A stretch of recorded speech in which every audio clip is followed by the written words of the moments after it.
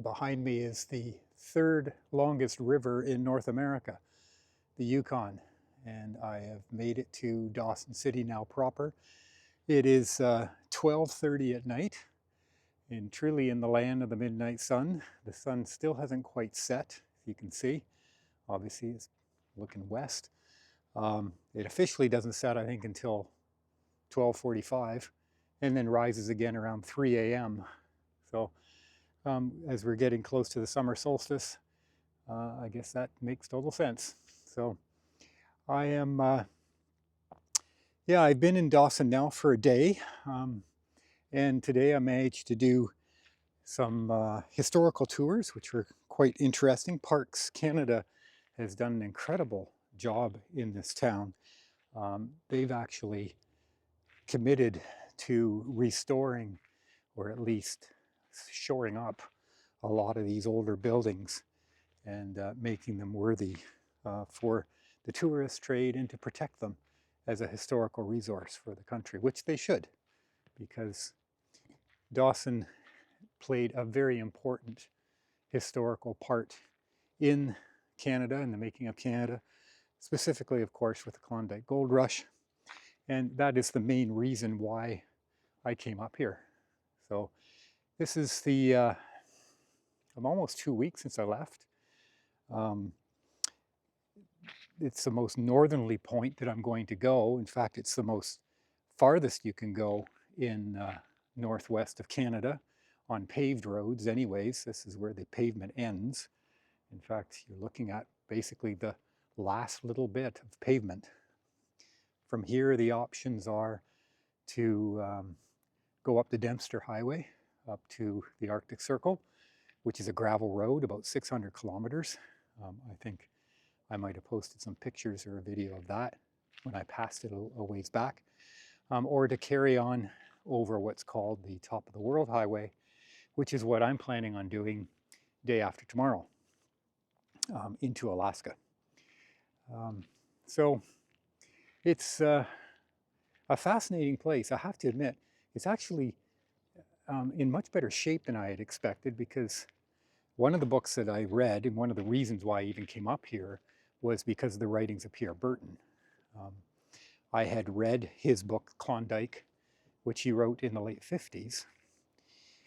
It's considered the definitive text on the Klondike Gold Rush back when I was in my 20s, and has always been fascinated with it. I've since then read a number of other books, but I picked it up again about 6 months ago, reread it along with a few others that we were able to access through the bookstore. And one of his books is called Drifting Home. He did a trip with his family in 1972 up the Yukon River. Now, his father was actually one of the original Klondikers who came across the Chilkoot Pass in 1898 and settled here in Dawson City. And Pierre Berton was born here, spent the first 12 years of his life here. So in 1970, he did a trip with his family, kind of retrace the river portion of that trek. And when he finished in Dawson City, he wrote about what kind of condition the town was in at that time, and it didn't sound very good at all. He talked about it being a derelict, rundown, basic ghost town, that the buildings had either sunk into the ground because of the permafrost, had fallen down, or had burnt down. And his hope then was that Parks Canada would take an interest in the town and turn it into a proper park. I don't think that's totally happened yet. I think he was kind of hoping that the whole Gold Rush route would be an international park with the Americans, stretching all the way from Skagway all the way to here. That still might happen, I suppose. But they have done a lot of work on these buildings. Parks Canada owns about 30 or 40 of the buildings now. And you'll see as I'm walking by, a lot of them, they have restored the fronts. And it's quite interesting the way that they've done it, because they And a lot of them, the front are the original building that they were, and then they lease them out to private businesses, or in that case, the bank behind us. And it's for the tourist trade. So, you know, there are a lot of tourists here, of course, and there will be pretty soon. They say that there's only about 2,000 permanent residents in Dawson City, but they have over 60,000 visitors during the summer. A lot of those come through the Holland America package. So there's a whole street, about 3 streets over, where Holland America has built an entire set, almost. It looks like a movie set. But so they've recreated a lot of these buildings and turned it into hotels and restaurants and that sort of thing. So they bring a lot of people up here. Then there's also the tourist trappings or attractions. Diamond Tooth Gertie's is one of the most famous one. That's where they do the can-can show, and it's a casino. It's actually was the very first casino in Canada, the very first licensed casino in Canada, and it's to this day still the only casino in the Yukon. It is run as a charity casino, so it raises funds for a lot of different groups in the area, but that's very popular. But I'm not going to go and see that. I'm also not going to partake in one of the most popular attractions for people that come to Dawson City, and that is to partake in the sourdough cocktail. Sourdough, which is kind of a twist on sourdough, which is what they called the gold seekers that came up after they were here for a while. They're called sourdoughs. So sourdough cocktail is a shot of whiskey with an actual human toe in it.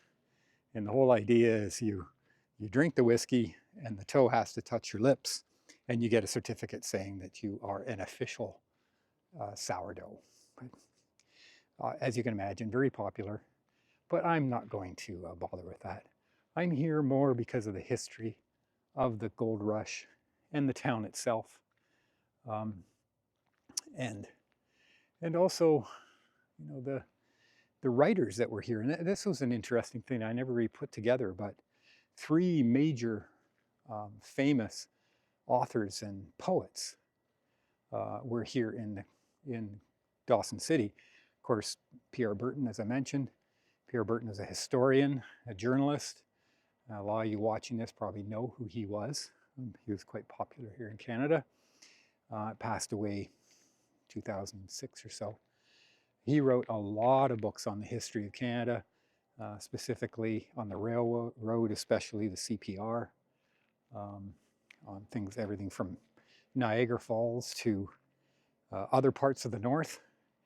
But his most famous book, his most successful book, was on the Yukon. So, like I mentioned, he was born here.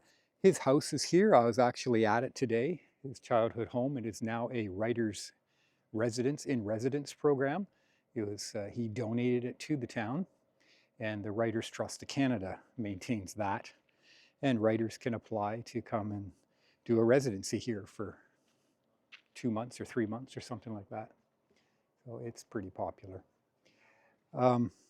Yeah, so that I visited his house, and right across the street from his house is Robert Service's cabin. So Robert Service, also a very famous poet and writer. You may know him as the author of the cremation of Sam McGee, the shooting of Sam McGraw or Dan McGraw.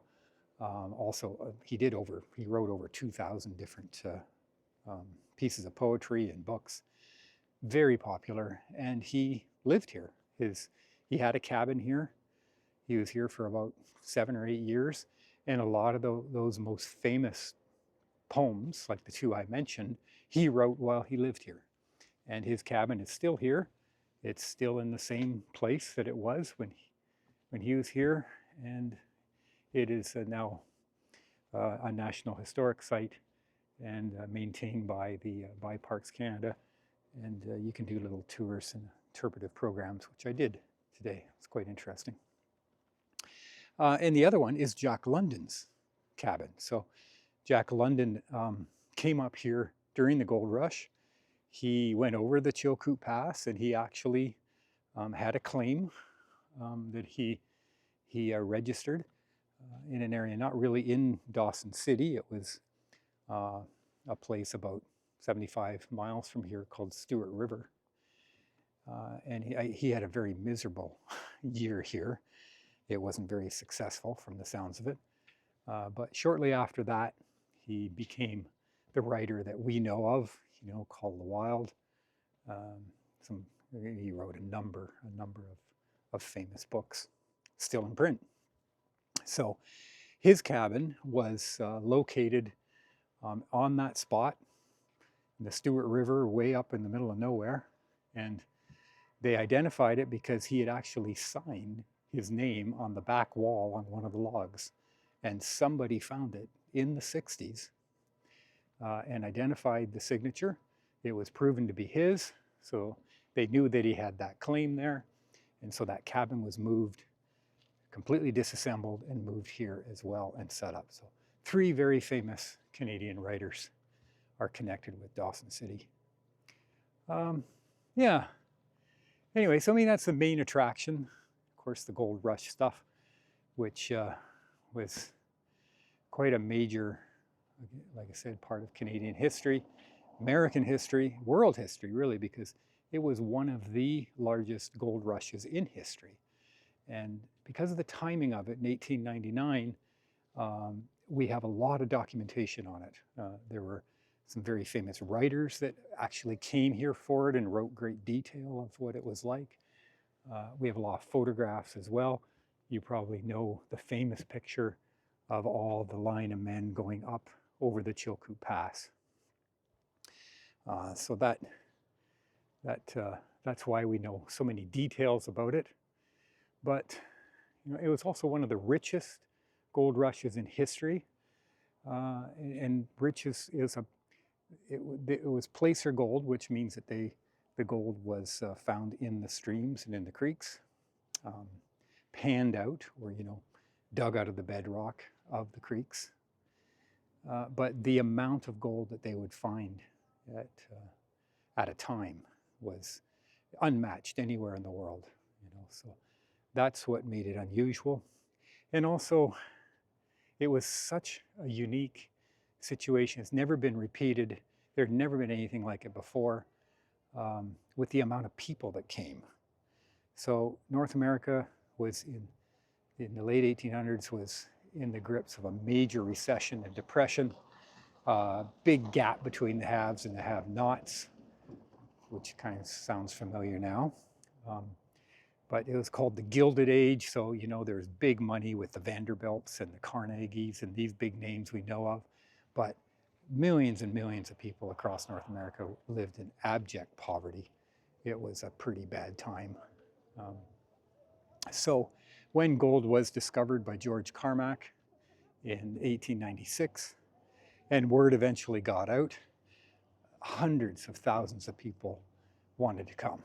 And they came not necessarily to find gold, but also just for the adventure of getting here, which was quite an unbelievable challenge, as you can imagine. But they figure there's over 1 million people around the world that set out to come. About 100,000 of them actually showed up on the docks in San Francisco and Seattle and Victoria, and about 40,000 actually made it to the town. But it was short-lived. By the time most of them got here, all the claims had already been staked. Most of them had nothing to do. There was no room left, basically. And so they either ended up working for someone else who had a claim, or they turned around and went home. And it only lasted a couple years. And when it was over, by 1899, everybody left, or majority of them left. And a lot of them left for the gold fields in Alaska, because there was gold discovered in Nome in 1899, and they say within about a week period, up to 10,000 people all left this town. And so the town fell into, well, quite a bit of ruin, like I was describing, for a number of years. And that was the time that Pierre Burton lived here. And when he came back in the 70s, it was basically a ghost town. Now, however, as maybe you're seeing, it has been revived in a lot of ways. Wooden boardwalks throughout the town, still no pavement, dirt roads.